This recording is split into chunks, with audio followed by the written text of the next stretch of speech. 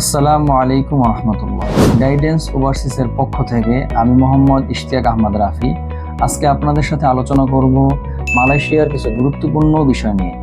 আসলে বাংলাদেশে যত মানুষ আছেন বা যারা প্রবাসে যেতে ইচ্ছুক তারা সকলেই চান যে ভালো একটা কান্ট্রিতে যাব, ভালো স্যালারি, মিডল ইস্টের ভিতরে।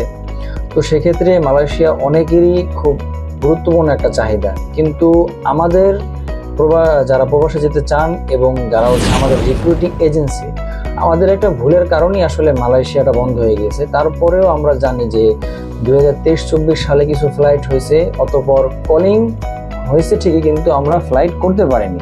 এর সবচেয়ে বড় কারণটা হচ্ছে আমাদের কোনো কাজের স্কিল ছিল না এবং আমরা পাসপোর্টও সময় মতো জমা করতে পারিনি। তো সেই ক্ষেত্রে আবারও বাংলাদেশিদের জন্য সুখবর হলো এটা যে বাংলাদেশে আবারও মালয়েশিয়ার কলিং খুব শীঘ্রই চালু হচ্ছে।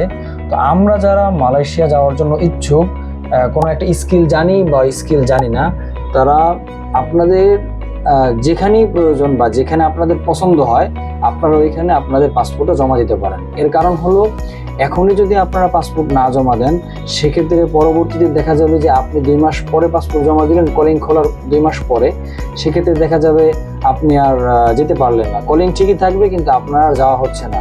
এর মূল কারণ হচ্ছে ওই আপনার আগে আমি শুনেছি আমাদের অনেক বড় ভাইরা বা আমাদের সিনিয়র পার্সন যারা আছেন তারা অনেকেই বলছে যে তাদের অনেকের কাছে 100 পাসপোর্ট, 50টা পাসপোর্ট, যেমন আমাদেরই কাছে বেশ কিছু পাসপোর্ট জমা আছে মালয়েশিয়ার জন্য।